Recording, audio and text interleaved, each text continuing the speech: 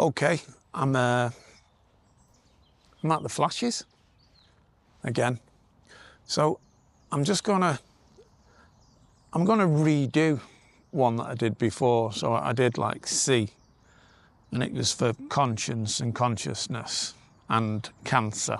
So I've added to that. So but when I was doing it, I was walking handheld with the camera, and I was going in and out of bushes and all sorts of shite.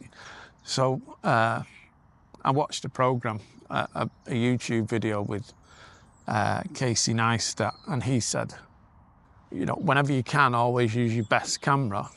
And I've got me Lumix Panasonic S5 II there, which is great camera. And I've got me DJI Mic Mini on. So that's on. It's on this Alanzi stand. It's dead good. It's a light stand really, but you can use it as it takes some weight. Any road, never mind me gear. I've got good gear. But yeah, C is for once upon a time, an old boy, Bonzo, said to me, conscience is like consciousness, sounds like consciousness for the good reason. And I said, what do you mean? So he said, well, if you're trying to increase your consciousness or your self-awareness, your self-knowledge, the easiest way to do it, it's getting a bit windy and I'm getting a bit scared that's going to fall over. The easiest way to do it is to get in touch with this inner voice, this great reality that lies within, as it says on page 55, as opposed to the delusion that I was living under whilst drinking. So I had to start listening to this conscience and start acting on it, more importantly, if I wanted to increase my self-knowledge, because I didn't know why I did what I did. I had no idea. It was all, I reacted. It was knee-jerk reactions to the world. So I thought, you know, it had some sense, intuitively knew that that was probably right. So, but during the time I read a lot of stuff. There's a thing on education or on the E video, talks about education, and I read a lot. And Carl Gustav Jung is another C, Carl. I read a book by him called Modern Man in Search of a Soul. And to be honest, I think that's what I was, a modern man in search of a soul. So I read it, and there was a story that stood out for me. Basically, it was a book of field notes or case notes, case studies. And he anonymised them and stuff like that. But and he made it easy to read for a medical book. But he said he undertook the treatment of a young man who was suffering with anxiety and depression, and he went through a lot of work with him about his personality development, how it sort of he had strong attachments to his mother and nearly no attachments to his father, and he felt neglected and rejected, and this led to feeling, you know, not a man, less than. So he sought to alleviate his feelings with stuff and relationships, you know, transitory relationships. So he did a lot of work over the year, and at the end of the year, he had a final session with Dr. Jung, and he said, what are you going to do now when you leave? And he said, I'm going to Val d'Isère. I'm going skiing. And he said, really? He said, that's nice. He said, I don't mean to be funny, but to stay here for a year in treatment it's usually exclusively very, very rich people, heiresses, people who are inheriting fortunes or such like. But do you have some wealth that I'm unaware of? Because during our sessions, it seemed that you were of middle class background and that you were a teacher. And he says, yeah, that's right. He said, a friend of mine has paid for treatment, and it would have been hundreds of thousands for a year in treatment with Dr. Young, residential. So he said, well, is she rich? And he says, no. And he said, do you love her? Are you a partner? Are you thinking about getting married? He said, no. He said, she's quite a lot older than me and a little bit dowdy. He was very superficial. He was vain and vacuous. And, he said, no, she's quite, she's not very nice looking and stuff like that. So he said, does she love you? He said, yeah, I think she does. And he said, is she paying for the trip to Val d'Isere now? He said, yeah. And he said, has she got any money left? So he said, no, she did have a small inheritance, but basically that's gone on my treatment for the last year, and this trip to Val d'Isere will be the end of it. So he said, oh gosh, he said, I think I've found out what your problem is. We'll call him Mr. Schmidt. And he says, what's that? And he said, you're a cad. You're a villain.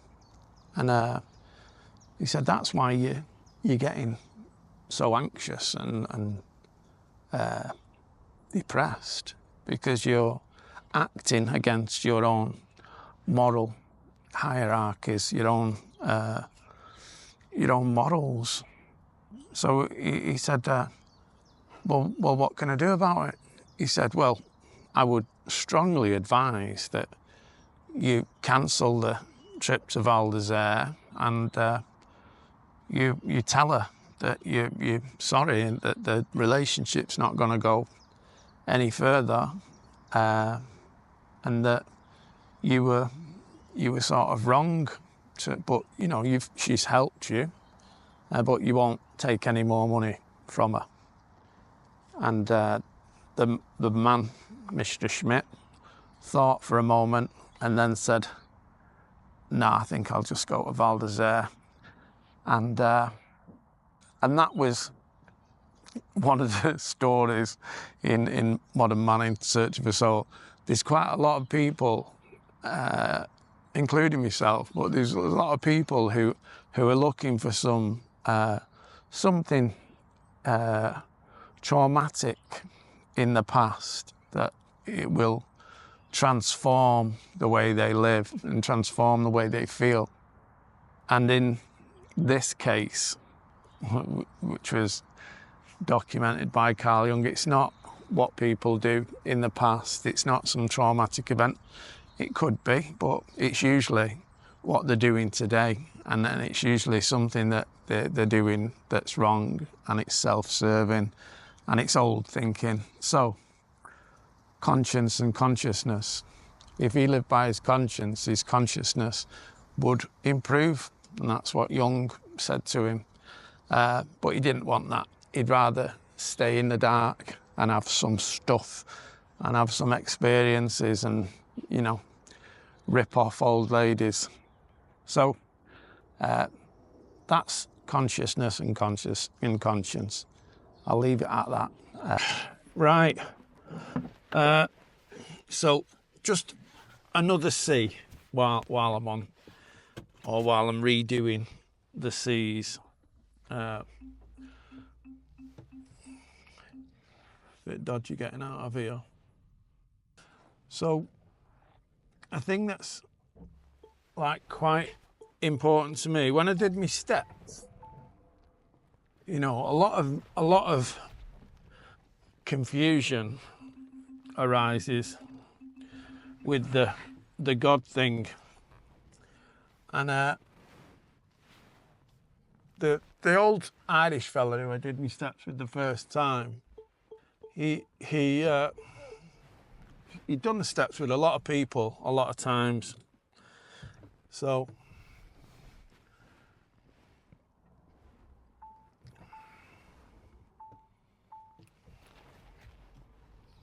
shit.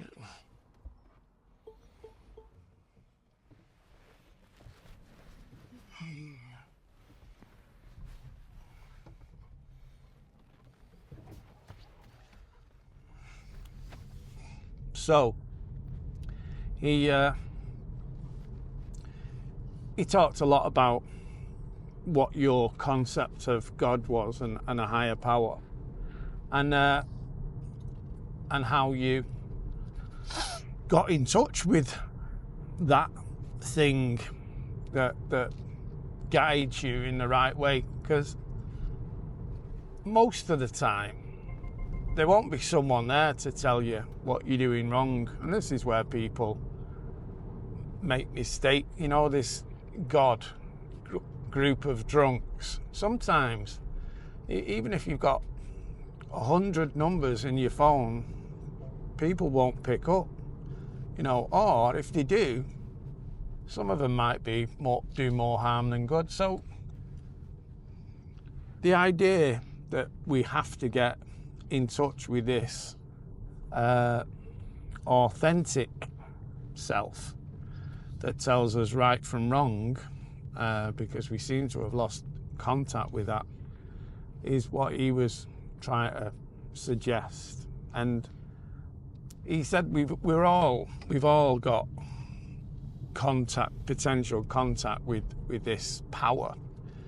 He said John Lennon, yeah, I don't know, right? So it's third person this now, so you're getting a quote. It's like Chinese whispers, so it might be all over the show. But he said to me that like John Lennon